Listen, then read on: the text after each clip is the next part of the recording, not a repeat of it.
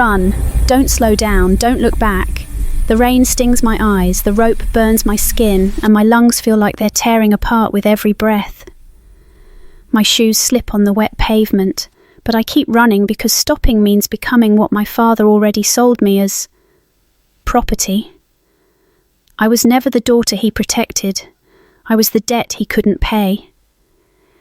Please, don't, I had begged him earlier, my voice shaking, my hands clinging to his sleeve. But his eyes were already empty. The papers were signed. The men were waiting. And now their footsteps echo behind me, growing louder, closer, hunting.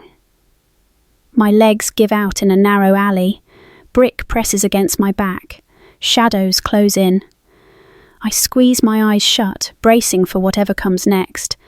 Then the rain disappears. An umbrella rises above my head.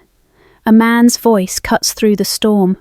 Calm, steady, deadly. She's mine now. Take one more step and you disappear. The men freeze. He kneels beside me, his hand firm on my shoulder, his black suit untouched by the chaos, his gaze sharp and unreadable. In that moment, the world shifts. I am no longer prey. That night saved my life, but it also bound my future to a man the world feared, and my heart would never escape. Before the story continues, if you believe no girl deserves to be sold, abandoned or silenced, please hit subscribe right now. It costs you nothing, but it keeps these stories alive. And tell me in the comments where you're watching from. I love reading every single one. The rope burned into Pamela's wrists as rough hands shoved her forward into the rain-slicked alley. She couldn't scream, not anymore. Her throat was raw from trying, and no one had come. No one ever came. Her father's voice echoed in her mind, cold and final. She's yours now. Just give me the money. 23 years of life reduced to a transaction. A daughter sold like livestock because gambling debts mattered more than blood. The men surrounding her reeked of cigarettes and cheap liquor. One of them grabbed her chin, tilting her face toward the dim streetlight. His laugh was ugly, triumphant. Pretty little thing, boss is going to be pleased. Pamela's knees buckled, but they hauled her upright. Rain poured harder now, soaking through her thin dress, plastering her hair to her face. She thought about running, but where? Her own father had delivered her here. There was nowhere left to go. Then she heard it. Footsteps. Slow, deliberate, moving through the rain like they owned the night itself. The men stopped talking. One of them turned, hand moving toward his waistband. Who the hell? A figure stepped into the light. Tall, broad-shouldered, dressed in a black suit that looked far too expensive for this part of the city. Water dripped from his dark hair, and his eyes, God, his eyes, were cold enough to freeze the rain mid-fall. Kang Jae-sung didn't raise his voice. He didn't need to. Let her go. The man holding Pamela laughed nervously. Listen, friend, you don't want... I wasn't asking. The temperature in the alley seemed to drop 10 degrees. Pamela's breath caught as Jae-sung moved closer, each step measured, precise, like a predator closing in on prey. One of the men lunged forward with a knife. Pamela didn't even see Jae-sung move, but suddenly the man was on the ground, screaming, clutching his shattered wrist. The knife clattered uselessly across the wet pavement. The others froze. Jae-sung's expression never changed. He reached into his jacket, not for a weapon, but for a phone. He held it up, screen glowing in the darkness. You have 10 seconds to decide if you want your boss to see this footage, or if you'd rather walk away and pretend this never happened. Silence. Heavy. Suffocating. Then the man holding Pamela released her so fast she stumbled. They scattered like rats, dragging their injured friend with them, leaving nothing behind but muddy footprints and the echo of their retreat. Pamela collapsed against the brick wall, shaking uncontrollably. She couldn't process what had just happened. Who was this man? Jae-sung turned to face her, and for the first time his expression softened, just barely. He crouched down to her level, close enough that she could see the rain beading on his eyelashes, the sharp line of his jaw. "You're safe now," he said quietly. Safe. The word felt foreign. She hadn't been safe in years. His hand moved toward her, and she flinched instinctively. He stopped immediately, holding perfectly still. "I'm going to untie you, that's all." His fingers worked the ropes with surprising gentleness, and when her hands were finally free, Pamela rubbed at the angry red marks on her wrists. She wanted to thank him. She wanted to ask who he was, why he'd helped her, what he wanted in return, because men like him always wanted something. But before she could speak, he stood, extending his hand to her. "Come with me." It wasn't quite a command. Wasn't quite a request either. Pamela stared at his hand, strong, steady, scarred across the knuckles.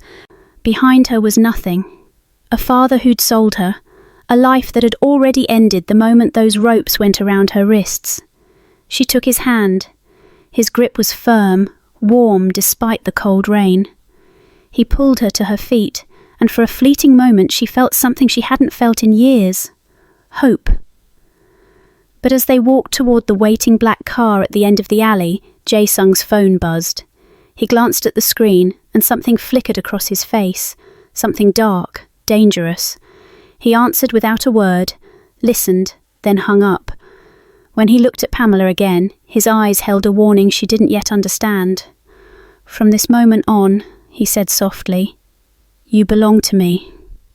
You know that feeling when you've finally made peace with something, and then life just rips the rug right out from under you? That's exactly what happened to Pamela 5 years into her marriage with Jae-won. 5 whole years. 5 years of building a life together. 5 years of learning his quiet ways, his morning routines, the way he liked his coffee. 5 years of believing that maybe, just maybe, she wasn't a placeholder anymore, that maybe she'd become something real. And then Min-hee came back. Pamela will never forget the day she heard the name spoken aloud in their home for the first time. Jae-won's mother said it so casually, like it was the most natural thing in the world. Min-hee arrives from Seoul next week. Pamela's blood went cold. She'd known about Min-hee, of course, the educated one, the proper one, the woman Jae-won's family had always intended for him, the one who'd gone to Seoul to finish her studies, chase her dreams, build her perfect life, the one who was always supposed to come back. But 5 years had passed. Pamela had let herself believe that ship had sailed. She was wrong. Min-hee didn't just come back for a visit. She came back with plans, marriage contracts, family meetings, expectations that had apparently been simmering quietly for half a decade, just waiting for the right moment. And here's the part that shattered Pamela. Jae-won's family acted like she'd always been temporary. Like everyone had known this except her. Like she was simply keeping the seat warm until the real bride could take her place. "You've been so helpful," Jae-won's mother told her one afternoon, with a smile that felt like a knife. "But now that Min-hee is ready, we can move forward with the proper arrangements." Proper arrangements. As if Pamela's 5 years meant nothing.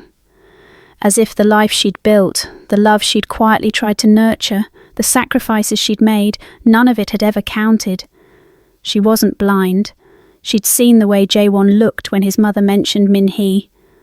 Not quite longing, but something.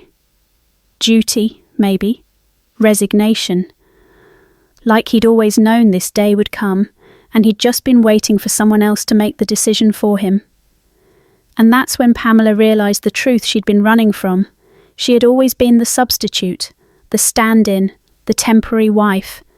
She'd never been the choice. She'd been the convenient option until the real one returned. So she made a decision. She wasn't going to wait around to be replaced. She wasn't going to stand there while contracts were signed and plans were made and her entire existence was politely erased. She wasn't going to watch Min-hee step into the life Pamela had built and pretend it had always belonged to her. If she was temporary, then she'd leave on her own terms. Late one night, while Jaewon slept, Pamela started packing. Just a few things at first, essentials, things that were undeniably hers.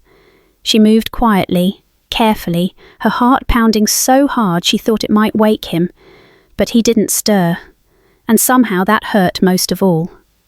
The next morning she looked at him across the breakfast table, this man she'd spent 5 years learning to love, and he had no idea what was coming, no idea that she'd already made up her mind, no idea that the woman sitting across from him had already started saying goodbye. Min-hee's welcome dinner is tomorrow, he said softly, not meeting her eyes. My mother expects us both to be there. Us both. As if they were still a unit. As if Pamela's presence at that dinner wouldn't be the final humiliation. Standing beside him while everyone celebrated the woman who was about to take her place. Pamela smiled, a small, sad smile. Of course, she said. But in her mind, she'd already left. What Jaewon didn't know, what nobody knew yet, was that Pamela had no intention of showing up to that dinner, because by tomorrow night, she'd be gone.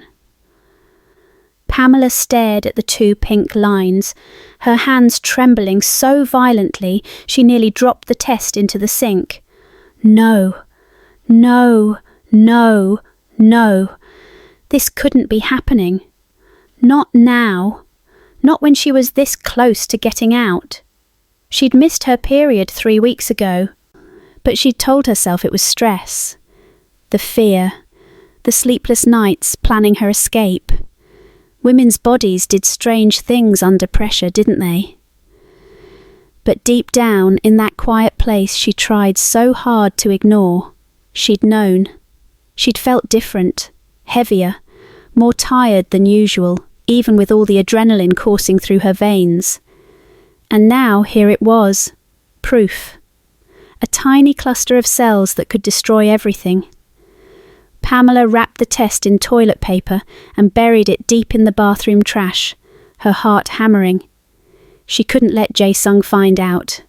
If he knew, oh God, if he knew, he would never let her go. A baby would be the ultimate trap, the final lock on the cage he'd been building around her since the day they married. She could already hear his voice, smooth and possessive. Now you can never leave me, Pamela. We're a family. You wouldn't abandon your own child, would you? Her stomach turned, though she didn't know if it was morning sickness or pure terror. She splashed cold water on her face and looked at herself in the mirror. Her reflection stared back, pale and hollow-eyed. When had she become this frightened creature? Where was the woman who'd once dreamed of freedom, of choice, of a life that belonged to her alone? That woman was still in there. She had to be. Pamela dried her face and forced herself to breathe. She had maybe 2 months before she'd start showing, maybe 3 if she was lucky, and wore the right clothes. 2 months to finalise her plan. 2 months to gather what little money she'd hidden away. 2 months to find the courage to run before Jae-sung discovered the secret growing inside her. But that night at dinner, he was watching her differently. You barely touched your food, he said, his eyes tracking her across the table like a predator studying prey. I'm not very hungry. She pushed the rice around her plate, trying to look casual even as her pulse spiked. You haven't been hungry for days. He set down his chopsticks. Are you unwell? Just tired. I haven't been sleeping well. His gaze sharpened. Perhaps you should see a doctor. I'm fine, Jae-sung. The silence that followed was suffocating. She could feel him calculating, analysing, searching for the truth she was desperately trying to hide. Jae-sung missed nothing. He never had. Finally, he smiled, that thin, controlled smile that never reached his eyes. Very well. But if you continue to feel ill, I insist you see someone. I can't have my wife suffering in silence. My wife. The words wrapped around her throat like a noose. That night, Pamela lay awake in the darkness, one hand resting unconsciously on her still flat stomach. She tried not to think about what was happening inside her body. Tried not to imagine a tiny heartbeat forming, cells dividing, a life beginning whether she wanted it to or not. She'd never planned for children. How could she, when she'd never even planned for this marriage, this country, this suffocating existence where every breath felt borrowed? But the choice had been made for her, again. Unless she moved faster. Pamela turned onto her side, away from Jae-sung's sleeping form, and made herself a promise in the darkness. She would get out. She would find a way. And she would do it before he could use this baby, their baby, to chain her here forever. She had 8 weeks, maybe less. The clock was ticking. And somewhere in the house, she knew Jae-sung was already suspicious. He always knew when she was hiding something. You know that moment when someone offers you freedom, but the price is so high you're not sure if it's a gift or a trap. Pamela was about to find out. She stood in Jae-sung's office, the city lights casting shadows across his face. He'd been silent for what felt like hours, just watching her, studying her, like he was deciding whether she was brave enough or foolish enough for what came next. I have a proposition, he finally said, his voice low and steady. Her heart kicked against her ribs. I'm listening. He leaned back in his chair, fingers steepled under his chin. You want out of this world. I understand that. But freedom isn't free, Pamela. Not in my line of work. She swallowed hard. What do you want? Peace. The word hung in the air between them, strange and fragile. Peace? She repeated, confused. With who? His eyes darkened. The Volkov Bratva. The name hit her like ice water. She'd heard whispers about the Volkovs, the Russian crime family that made Jae-sung's organisation look like a church bake sale. They were ruthless, violent, unpredictable, the kind of people who didn't negotiate, they eliminated. You want me to... She couldn't even finish the sentence. You want me to broker peace with them? Yes. Are you insane? The words tumbled out before she could stop them. Jae-sung, I'm a journalist. I write stories. I can't... You're more than that now. He stood, closing the distance between them. You've seen things, you know things, and more importantly, you're not part of this world. That makes you neutral, untouchable. Untouchable? She let out a bitter laugh. They'll kill me the second I walk through the door. Not if you deliver the right message. His gaze locked onto hers, intense and unwavering. Not if you show them what they stand to gain. Her mind raced. This was impossible. Suicide. A fool's errand wrapped in pretty words and false hope. But then she saw it, the flicker of something in his eyes. Desperation? No. Something deeper. Need. Why me? She whispered.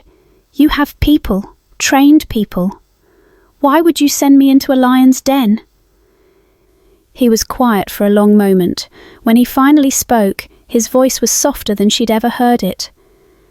Because they'll never see you coming.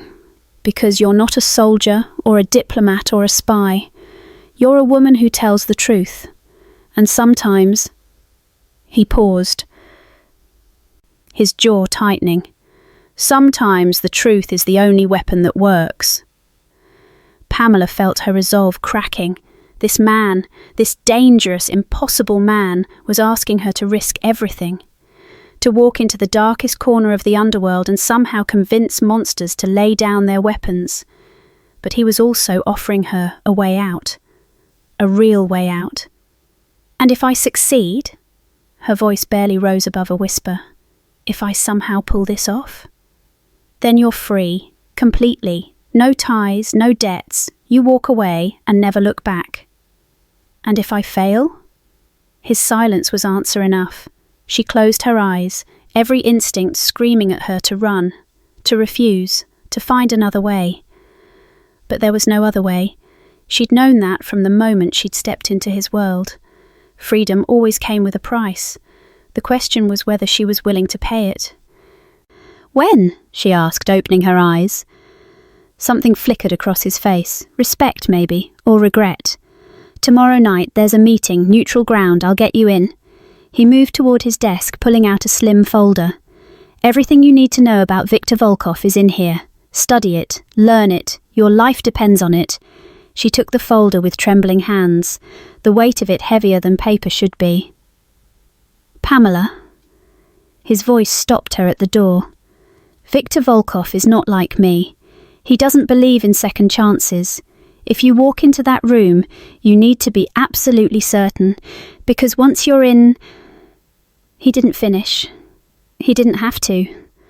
She nodded, clutching the folder to her chest, and walked out into the hallway.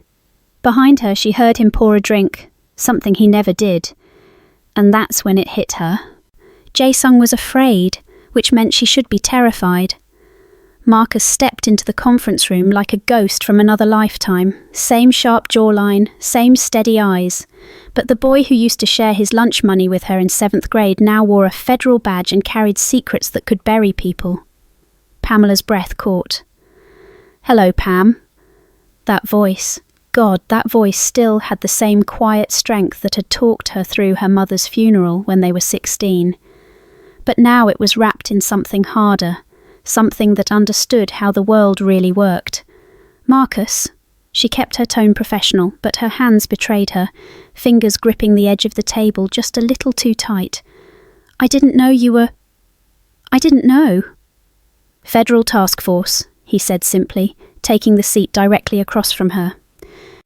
Organised Crime Division, and right now, Viktor Volkov is our most wanted. The room felt smaller suddenly, the air thicker. She'd known the negotiations were being monitored, Adam had warned her, but having Marcus as the government's eyes and ears, that changed everything. Because Marcus knew her, really knew her. He'd seen her at her most vulnerable, her most real. And that kind of history? That was dangerous when you were trying to keep your cards close. So you're here to what? Make sure I'm not compromised. The words came out sharper than she intended. Marcus didn't flinch. I'm here to make sure everyone stays alive, Pam, including you. There it was, that protective instinct she remembered. The same one that had gotten him suspended in high school for decking Tommy Brennan after Tommy spread rumours about her.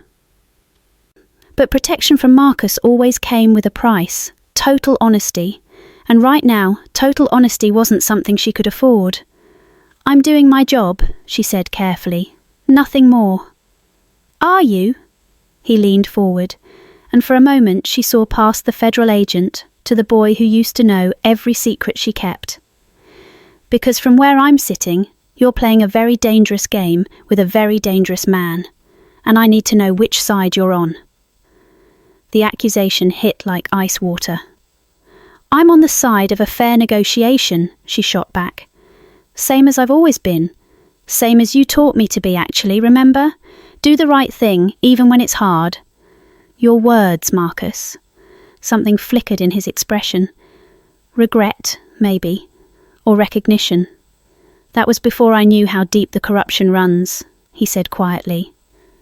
Before I saw what people like Volkov do to cities, to families, to people who get in their way. He paused, his gaze holding hers with uncomfortable intensity. You think you're negotiating a development deal. I'm investigating a money laundering operation that stretches from here to Moscow. We're not in the same game, Pam. Her stomach dropped. Money laundering, not just shady business practices or ethical grey areas. Actual federal crimes, the kind that came with prison sentences and destroyed careers. And she was sitting right in the middle of it, with her signature on documents she'd barely questioned. "I didn't know," she whispered. "I know." His voice softened. "That's why I'm here, to give you a way out before this blows up. But you need to trust me, like you used to." Trust him. God, she wanted to. But trust meant exposing Adam's involvement.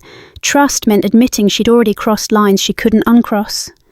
Trust meant potentially destroying everything she'd worked for, and everyone she cared about. "What do you need from me?" she asked, hating how small her voice sounded. Marcus reached into his jacket and pulled out a slim folder. He slid it across the table, his expression unreadable. "Everything you know about Volkov's financial structure, every account number, every shell company, every offshore transaction." "And Pam?" He waited until she met his eyes. "I need to know about Adam Crane's involvement, because if he's dirty and you're protecting him..." He didn't finish the sentence. He didn't have to. Pamela smoothed her hand over the swell of her belly as the car glided through Seoul's rain-slicked streets. 7 months now. 7 months of carrying this secret, this promise, this fragile bridge between two warring worlds. She didn't know that in less than an hour, everything would shatter. The Volkov meeting was supposed to be routine, just another negotiation in the endless dance of alliances that kept Jae-sung's empire standing. But Pamela had insisted on coming. She'd become his eyes in rooms where trust was currency and betrayal breathed in the shadows. He'd tried to talk her out of it, his hand gentle on her face that morning. Stay home. Rest. But she'd seen something flicker behind his eyes. Worry. Maybe even fear. She should have listened. The warehouse on the city's edge looked abandoned, which was the point. Neutral ground, no cameras, no witnesses, just the principals and their closest guards. Pamela walked beside Jae-sung, her heels clicking against concrete, trying to ignore the way her heart hammered against her ribs. The baby kicked, as if sensing her tension. Viktor Volkov was already waiting, his weathered face unreadable in the dim light. But something felt wrong. The air was too still, too quiet. Pamela's fingers found Jae-sung's wrist, a silent warning. But before she could speak, the world exploded. They came from everywhere, men in black tactical gear pouring from the shadows like smoke. Not Volkov's men, someone else's. Gunfire erupted, deafening in the enclosed space, and Jae-sung's body slammed into hers, shielding her as chaos consumed everything. She felt his weight, his desperation to protect her, but then something hit her from behind. A body, a piece of falling metal, and pain bloomed white-hot across her abdomen. She was being dragged, voices shouting in Korean, in Russian, in languages that blurred together. Her vision swam. Where was Jae-sung? She tried to call for him, but her voice came out broken, weak. The pain was spreading now, cramping, twisting, wrong in ways that made her blood turn to ice. Jae-sung! She finally screamed his name, and through the smoke and madness, she saw him fighting toward her, his face twisted with something beyond fear. But hands were pulling her back, away, through a door she hadn't seen before. The last thing she saw was Min-hee. Standing in the shadows near the exit, her face perfectly calm, perfectly composed, watching the carnage with the detached interest of someone observing a play. Their eyes met for just a second, and Pamela understood. This wasn't an ambush, it was an execution, and she was the target. Then the pain ripped through her again, so fierce this time that darkness rushed in from the edges of her vision. She felt something warm and wet between her legs, felt her body betraying the tiny life it had promised to protect. And she knew. Oh God, she knew. No, no, no. The words tumbled out as hands, gentle hands now, medical hands, lowered her onto something soft. Hospital? How was she in a hospital? Time had fractured, broken into pieces she couldn't assemble. Machines beeping, voices urgent but distant. And the pain, the terrible absence growing inside her where life had been. "The baby," she gasped to someone, anyone. "Please, the baby." But the faces above her couldn't meet her eyes. When she woke, Jae-sung was there, his hand gripping hers so tight it hurt. His face was grey, aged a decade in what must have been hours.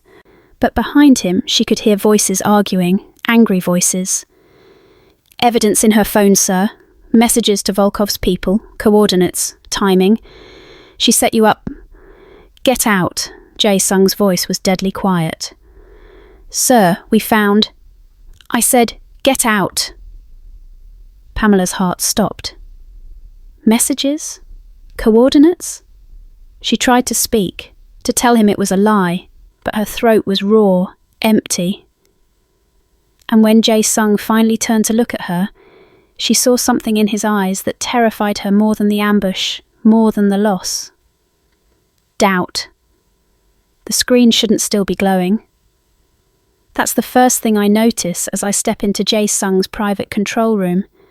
The quiet hum of machines, the soft blue pulse of surveillance monitors still awake, still watching. My hands shake, not from fear anymore, but from something sharper, resolve. The kind that comes after your heart has already been shattered and there's nothing left to protect except the truth. Min-hee thinks she buried me. She thinks grief made me weak. That losing the baby hollowed me out enough to keep me silent, obedient, grateful for scraps of mercy. She doesn't understand that when you take everything from a woman, you also take away her fear. The room smells faintly of cold metal and ozone. Jae-sung built this system like a fortress. Facial recognition, biometric locks, hidden cameras threaded through every corridor of his empire. He once told me nothing moved in his world without leaving a digital footprint. At the time, I thought he meant enemies. I didn't realise he meant her. My fingers hover over the console. For 5 years, I've watched him operate this network with quiet authority, memorising patterns the way you memorise someone you love. The rhythm of his keystrokes, the way certain codes layer over each other like locks within locks. He never imagined I'd need to use it against the woman wearing his future on her finger. The first clip loads, a grainy hallway feed from the Volkov Hotel. Min-hee steps into frame, heels clicking, phone pressed tight to her ear. Her voice crackles through the speakers, sharp and controlled. "Tonight, make sure the girl doesn't walk out." My breath catches, grief rising like a tide, but I force myself to keep going. I drag the timeline forward. Another camera, a side entrance, a nurse slipping an envelope into her pocket, Min-hee's manicured hand closing around the woman's wrist. A quiet exchange, a nod, payment, proof. My pulse pounds so loud I'm afraid the walls can hear it. I copy the files into a secure folder, encrypt them twice, then route them into the Syndicate Council's central archive, the feed every elder and power broker will see when the emergency session begins in 30 minutes. I shouldn't be here. Min-hee's people still think I'm broken, hiding in grief, stitched together by sedatives and silence. Let them believe it. Let them underestimate a woman who has already survived the worst kind of loss. I straighten my coat and step into the rain. The council chamber is cold marble and shadow, authority carved into every surface. Men in tailored suits murmur behind heavy doors. Jae-sung stands near the head of the table when I enter, his eyes snapping to mine with a flash of concern, then confusion. He wasn't expecting me, not like this. I don't look at him. If I do, I might lose my nerve. Min-hee sits across the room, flawless as ever, lips curved in a faint smile that doesn't reach her eyes. She tilts her head when she sees me. Amusement, maybe pity. The way someone looks at a problem they believe is already solved. The screens flicker to life. At first, just static. Then the hallway footage fills the wall. Min-hee's voice echoes through the chamber. "Make sure the girl doesn't walk out." The room goes still. Confusion ripples through the council as the next clip rolls. The nurse, the envelope, the exchange. Someone inhales sharply. An elder leans forward, eyes narrowing. Min-hee's smile freezes. Her gaze snaps to me, stunned. For the first time since I met her, she looks afraid. "You manipulated medical staff," one elder says slowly. "You orchestrated violence within our territory." Min-hee rises abruptly. "This is fabricated," she snaps. "She's unstable. She lost a child." I meet her eyes. "Say her name," I whisper. "Say the child you tried to erase." Silence slams into the room. The final clip plays. Min-hee meeting with the attackers, her voice unmistakable, her instructions chillingly precise. There's nowhere left to hide. Low, dangerous murmurs ripple across the table. Jae-sung's face has gone pale, jaw tight, eyes burning with fury and disbelief. I can feel his gaze on me now, heavy and unreadable. Min-hee slowly sinks back into her chair. I should feel victorious. Instead, all I feel is the hollow ache where my future once lived. Justice doesn't bring babies back. It doesn't undo nightmares. It doesn't erase the way love can betray you by staying silent when you needed it most. But it gives you something else, your voice. As the council begins issuing orders, guards stepping forward, Min-hee's composure finally cracks. Her eyes burn into mine. Hatred, desperation, calculation, and beneath it all, promise. This isn't over. As they drag her toward the doors, she turns just enough for me to see her lips move. 3 silent words. "You'll pay too." The phone rings at 2:17 a.m. Not a ringtone. A single sharp vibration against the glass table, like a warning shot. My heart knows before my mind does. Nothing good ever arrives at that hour. I stare at the screen for half a second too long, as if hesitation might soften whatever waits on the other side. It doesn't. "Pamela," the nurse says, breathless. "Your sister, she's here. She collapsed. Severe dehydration, bruising, signs of restraint." The room tilts. My lungs forget how to work. My hands go numb as the words rearrange themselves into something unbearable. Adeyemi tried again. Different child, same debt, same hunger. I don't remember grabbing my coat. I don't remember the drive, just streaks of city light and the sound of my own pulse crashing in my ears as Jae-sung's car cuts through the night like a blade. He doesn't ask questions. One look at my face and he already knows this is war. The hospital smells like antiseptic and fear. She looks impossibly small in the white bed. My baby sister, skin pale, lips cracked, dark fingerprints blooming along her wrists like bruised shadows. Tubes snake across her tiny chest. Machines breathe where she cannot. I press my forehead to the mattress and break apart. "I'm sorry," I whisper to her, to myself, to every version of me that thought escape meant safety. "I should have taken you with me. I should have protected you." Her fingers twitch faintly against mine. It's enough to keep me standing, barely. The doctor pulls us aside. Words like organ stress, infection risk, and urgent intervention blur together until only one sentence cuts through the fog. "We need a donor match, soon." Soon is a luxury we don't have. Jae-sung steps forward, already issuing quiet commands into his phone. Names move faster than ambulances. Private surgeons, air transport, international registries. Money bends time in his hands. Within an hour, hope exists where despair lived. But hope always has a price. We step into a quiet corridor while the team stabilizes her. The fluorescent lights hum overhead, cold and merciless. Jae-sung's expression is unreadable, carved from steel and restraint. He studies me the way generals study battle maps, calculating loss, gain, risk. "She'll get the surgery," he says. "My doctors will handle everything." Relief crashes into me so hard my knees almost give way. "Thank you," I breathe. "I'll repay you, I swear." His gaze sharpens. "You already know the price." The air tightens between us. "You stay," he says calmly. "With me. Permanently. No disappearances, no negotiations, no pretending this was ever temporary." The word slams into my chest like a locked door. Permanently. My mind reels. After everything, the betrayal, the silence, the loss. He still believes ownership can replace love, protection can replace freedom. "You're asking me to trade myself for her life," I whisper.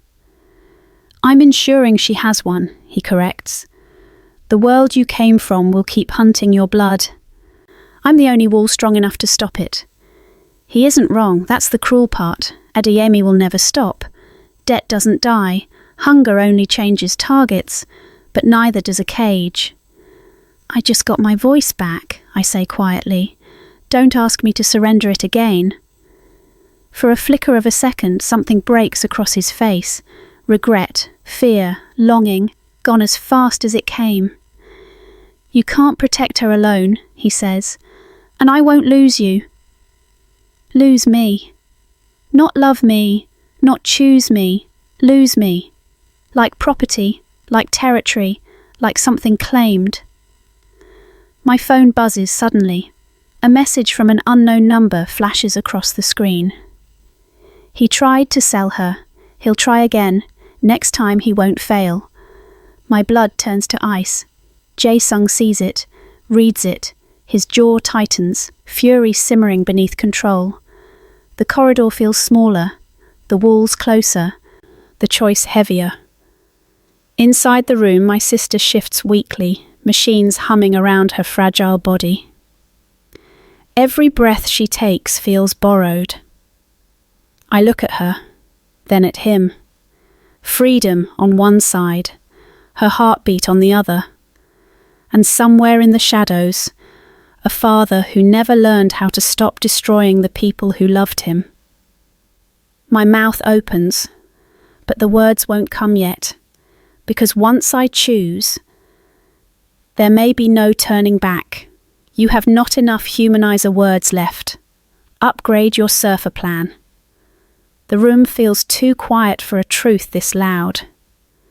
Jae-sung stands near the window, the city bleeding gold and shadow behind him, his back rigid, his hands braced against the glass like he's holding the world in place. I can still feel the echo of Min-hee's threat in my bones, the way her eyes promised unfinished war.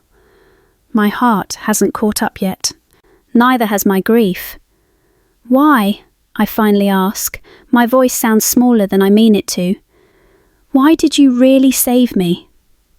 He doesn't turn right away. For a long moment, all I hear is the distant hum of traffic and my own breathing. Then he exhales, slow, careful, like someone stepping onto thin ice. "Because I already knew you," he says quietly. I let out a hollow laugh. "We never met." He finally faces me, and something in his expression unsettles me. It isn't dominance or control or the cold authority the world fears. It's vulnerability, raw and unguarded. "Yes," he says, "we did." He crosses the room and opens a hidden drawer beneath the console. Inside is a slim tablet. He hesitates before handing it to me, as if surrendering something sacred. "8 years ago," he begins, "I wasn't the man you know now. I was 15, angry, reckless. Surrounded by violence I couldn't escape." The screen lights up, a video clip loads, shaky, sunlit, warm in a way my life rarely has been. A dusty street, a skinny stray dog limping across broken concrete, and then me, younger, smaller, my hair in messy braids, kneeling in the dirt with a half-empty water bottle and a torn piece of bread in my hands. My chest tightens, The girl on the screen speaks softly, coaxing the frightened animal closer, ignoring the scrape on her knee, the way the neighborhood boys laugh behind her. She smiles when the dog finally drinks. That was the first time I saw kindness without armor, Jae-sung says, in a world where everything was teeth and blood. My throat closes. I barely remember this moment. It was nothing to me, just a stray, just a normal afternoon. It stayed with me, he continues. I asked my people to find out who you were. I told myself it was curiosity. It wasn't. The footage changes. A quiet street near my childhood home. A black sedan parked across the road. Timestamps scattered over months, years. You think your family survived your father's debts by luck? He asks softly. I paid them off, quietly, every time he dug another hole. My hands start to shake. Another clip, a school gate. Me walking home with a backpack too big for my shoulders, a shadowed figure across the street, watching, protecting. When men followed you once, he says, voice tight, I had them disappear. The word hits like ice. And when I heard your father was planning to trade you into marriage, he adds, I knew the window was closing. I positioned myself near the exchange. I waited. My breath stutters. You weren't coincidence, he says. You were the reason I was there. 8 years. 8 years of invisible hands steering danger away from my life while I thought I was surviving on grit and prayer alone. Anger flares through the shock, hot and confusing. You watched me, I whisper. You controlled my life without my consent? His jaw tightens. I protected you. I never touched your choices. I only removed the threats. Threats like my father. The words crack. His eyes soften painfully. I couldn't save you from loving the wrong people. Silence stretches between us, thick with truth and wounds and years that can't be rewritten. And the contract? I ask. The control? The way you kept me trapped? His voice drops. Because loving you terrified me more than losing you. I didn't know how to let you go without losing myself. My chest aches. Part of me wants to scream. Part of me wants to collapse into the safety I never knew I had. Devotion this deep is not romantic. It's dangerous. It's consuming. It's a fire that can warm you or burn your entire world down. I hand the tablet back slowly. I don't know what this makes us, I say honestly. But I know it doesn't erase the pain.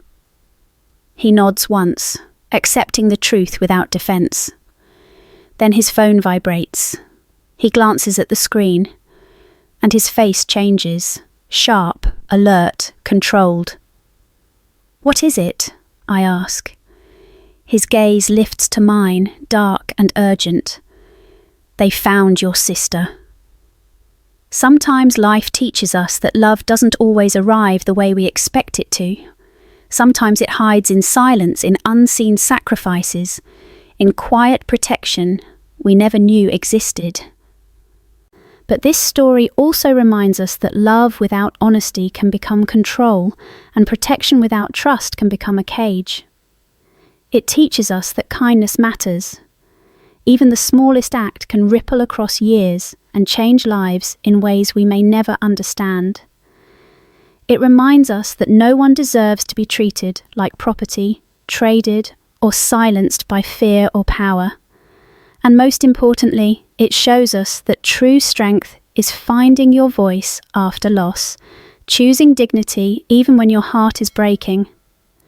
If this story touched you, let it be a reminder to value yourself, to protect your boundaries, and to never underestimate the power of compassion. Thank you so much for watching. I truly appreciate every one of you, and I'll see you in the next video.